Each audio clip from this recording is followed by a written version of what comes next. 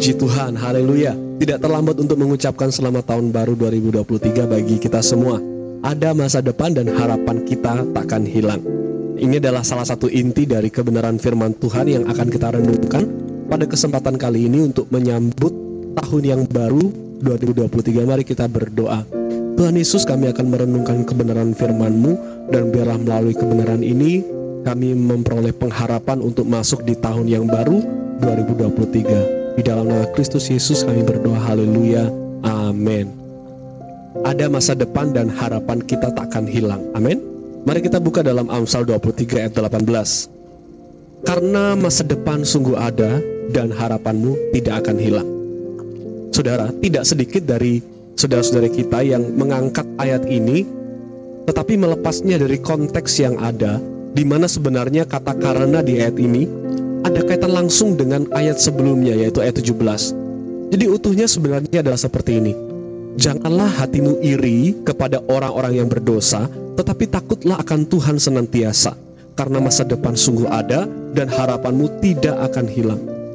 Maka problemnya di sini adalah orang percaya yang iri hati terhadap keadaan dari orang yang tidak percaya. Kita hidup dalam takut akan Tuhan, sedangkan mereka sama sekali gak hidup dalam penghormatan pada Tuhan. Tapi kenyataannya kok malah mereka baik-baik aja. Mereka malah masih bisa bahagia, masih bisa hahaha. Padahal kan aku yang setia ke gereja, melayani Tuhan, percaya sama Tuhan, sedangkan mereka lakunya jahat, busuk, tidak takut Tuhan, tidak mengasihi, korup. Tapi justru aku yang nangis sampai akhir tahun, sedangkan mereka malah bisa pesta senang-senang dan bahagia. Ini adalah pergumulan yang sedang dijawab oleh Amsal 23 ayat 18, saudara. Apa saudara sepemikiran dengan pergumulan yang melatar belakangi ayat ini? Saya loh percaya sama Tuhan, tapi kok sakit-sakitan ya? Sedangkan mereka yang gak takut Tuhan, tapi sehat-sehat aja.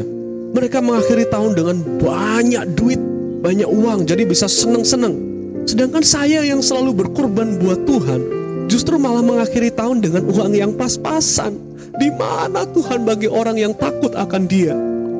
Janganlah hatimu iri kepada orang-orang yang berdosa, tetapi takutlah akan Tuhan senantiasa, karena masa depan sungguh ada dan harapanmu tidak akan hilang. Nah, mari kita bahas kebenaran firman Tuhan ini. Ada dua hal yang perlu kita renungkan di dalam ayat ini. Yang pertama adalah kalimat karena masa depan sungguh ada. Ketika Tuhan berkata masa depan sungguh ada, coba saudara perhatikan bahwa kalimat itu sebenarnya tidak ditujukan hanya bagi orang yang takut Tuhan. Maka arti masa depan di sini konotasinya adalah netral, tidak hanya positif tapi juga maknanya negatif. Karena kalimat masa depan sungguh ada itu juga berlaku bagi mereka yang berbuat jahat. Artinya, keberhasilan yang sekarang dinikmati oleh orang yang berbuat dosa bukanlah masa depan mereka. Saudara, kita tahu bahwa iri hati kita muncul karena kita menganggap bahwa keberhasilan mereka adalah tanda bahwa mereka telah mencapai masa depan, bukan?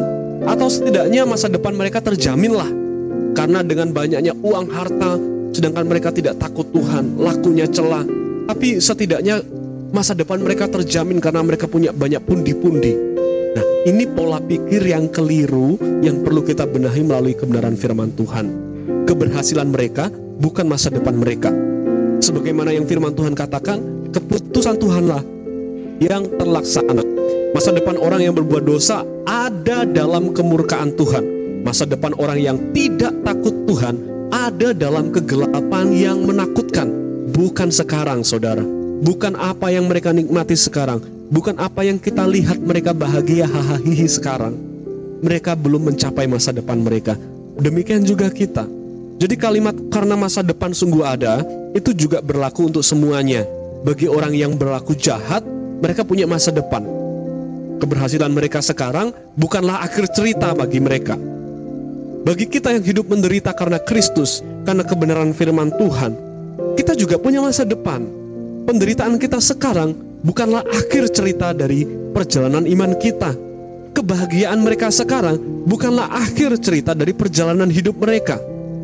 Jangan mengukur suatu keberhasilan dari apa yang ada di tangan kita sekarang.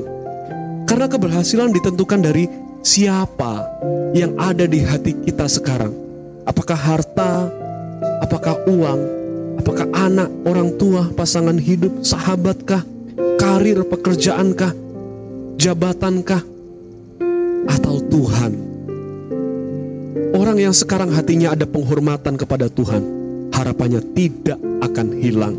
Dan itulah hal kedua yang perlu kita renungkan melalui ayat ini, yaitu kalimat kedua, harapanmu tidak akan hilang. Sudah jelas di situ ya saudara, dikatakan harapanmu. Kalau soal masa depan tadi, tidak dikatakan masa depanmu sungguh ada, bukan?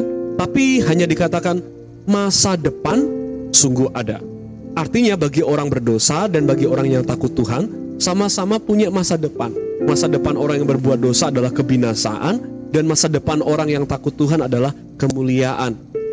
Tetapi pada kalimat yang kedua tidak ditulis sama seperti kalimat pertama, dan harapan tidak akan hilang. Tidak ditulis seperti itu, tetapi ditulis harapanmu. Dalam bunyi aslinya fetik fateha, itu bentuk kedua. Harapanmu fetik fateha lo tikaret, artinya harapanmu, harapan orang percaya, harapan orang yang penuh penghormatan kepada Tuhan, harapan orang yang takut akan Tuhan, lo tikaret.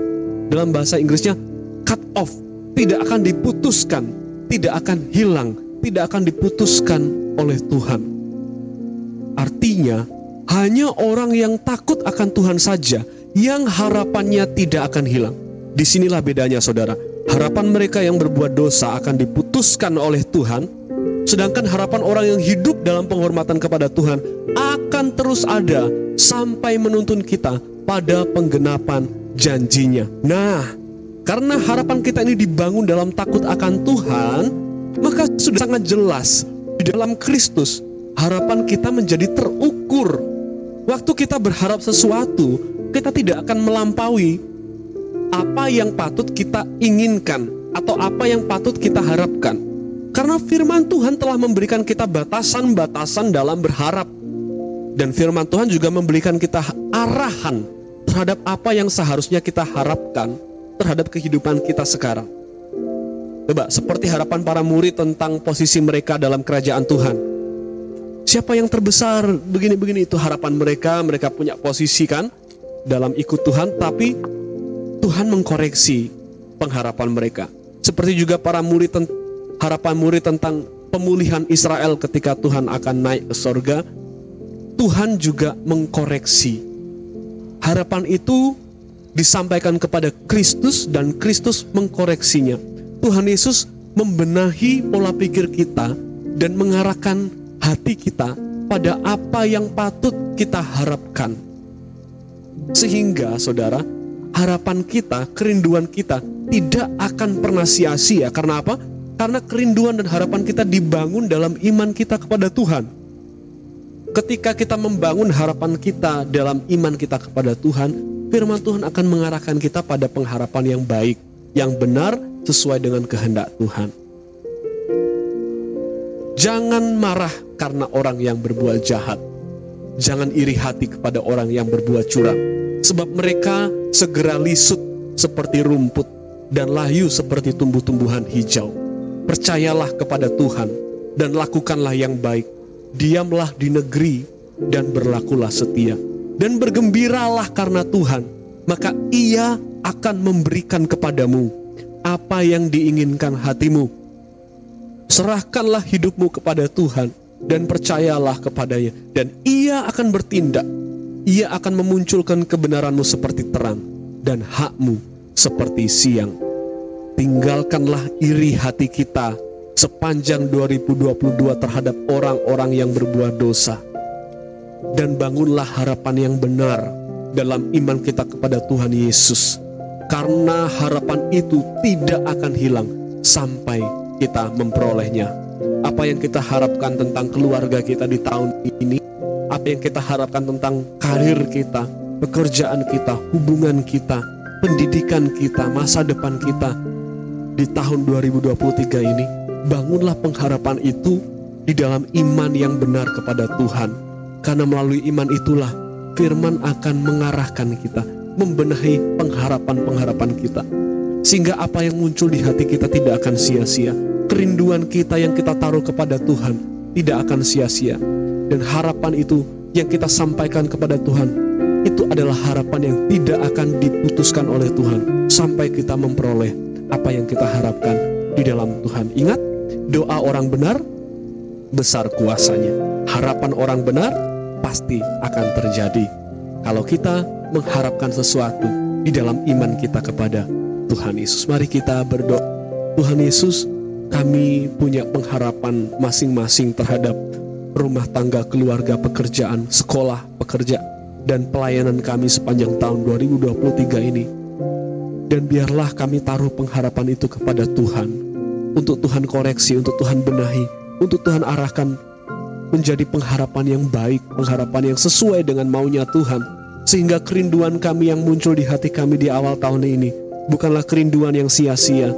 Ketika Engkau mengkoreksinya dan kami berharap di dalamnya, maka Tuhan akan membuatnya berhasil. Kami percaya pengharapan kami di tahun 2023 ini tentang apapun yang kami gumulkan tidak akan pernah hilang, tidak akan pernah diputuskan oleh Tuhan. Terima kasih buat kebenaran firman ini, dan kami sambut tahun 2023 ini dengan penuh pengharapan berjalan bersama dengan Tuhan. Dalam nama Kristus Yesus kami berdoa, haleluya, amin. Kiranya kasih Tuhan menyertai kita senantiasa, haleluya.